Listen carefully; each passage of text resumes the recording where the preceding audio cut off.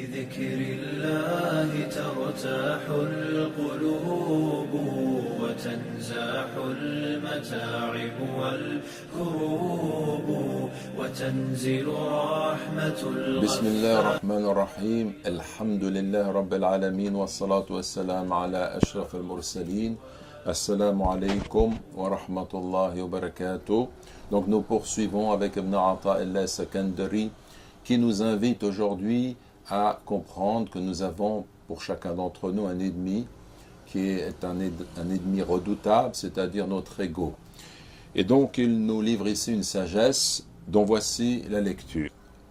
أصل كل معصية وغفلة وشهوة الرضا عن النفس وأصل كل طاعة ويقظة وعفة عدم الرضا منك عنها ولأن تصحب جاهلا لا يرضى عن نفسه خير لك من أن تصحب عالما يرضى عن نفسه فأي علم لعالم يرضى عن نفسه وأي جهل لجاهل لا يرضى عن نفسه.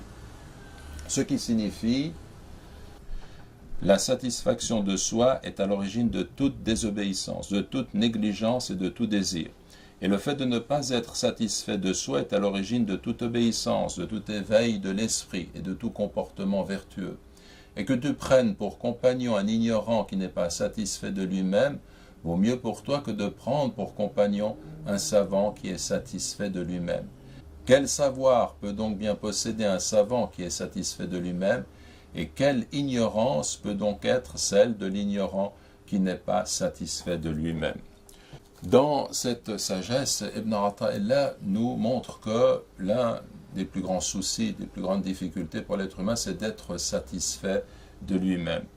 Et il faut savoir que le Coran nous indique que notre âme, notre ego, en fait, nous oriente très très souvent dans la voie qui n'est pas la meilleure. Il est dit dans le Coran, وَمَا أُبَرِّئُ نَفْسِي إِنَّ النَّفْسَ لَأَمَّارَةٌ بِالسُّوءِ إِلَّا مَا رَحِمَ رَبِّي, ce qui signifie « je ne m'innocente cependant pas, certes, l'âme est très instigatrice du mal, à moins que mon Seigneur, par miséricorde, ne la préserve du péché. » Il y a également un hadith que rapporte Abu Hamid al-Ghazali, qui est rapporté par Al-Bayhaqi, dans lequel le prophète aurait dit A'da adouika nafsuka allati bayna jambayk, ce qui signifie le pire de tes ennemis, c'est cet ego, cette âme que tu portes entre tes deux flancs. Donc le hadith en fait est de très faible authenticité, il a été rejeté par un certain nombre de savants, comme Al-Albani ou bien Al-Araqi bien avant lui, mais cependant on peut retenir le sens de ce hadith qui nous indique que chacun doit prendre conscience que son ego est pour lui, peut-être pour lui, le pire des ennemis. Pourquoi? Parce que cet ego est empli de lui-même.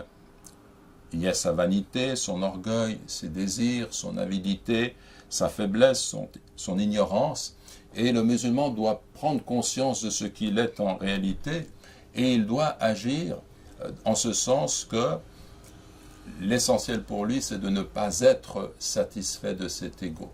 C'est d'aller contre ces tendances qui sont pernicieuses et de faire en sorte de comprendre qu'il est à lui-même son propre ennemi, vraiment, avec toutes ces faiblesses qui sont inhérentes à sa nature. Donc cela signifie que la lutte contre l'ego, c'est une part très très importante du cheminement spirituel qui nous conduit à Allah subhanahu wa ta'ala.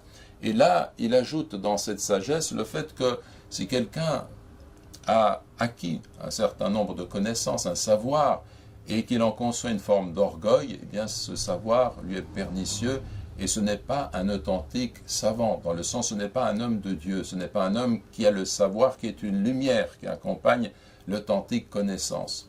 Et celui qui est ignorant, qui n'est pas nécessairement quelqu'un qui a acquis beaucoup de connaissances, mais qui connaît ce secret, qui au fond de lui-même n'a aucune satisfaction pour son ego, et qui comprend que la voie c'est de lutter contre le mal qui est en lui, celui-là a un savoir qui mérite qu'on l'accompagne, même s'il n'est pas un savant par rapport à l'idée de l'acquisition des connaissances. Donc une sagesse qui est remarquable, qui nous montre quel doit être notre cheminement, quel doit être notre premier souci, plutôt que d'aller corriger les autres, nous corriger nous-mêmes avant tout. Que Dieu fasse que nous soyons de ceux qui suivent cette voie.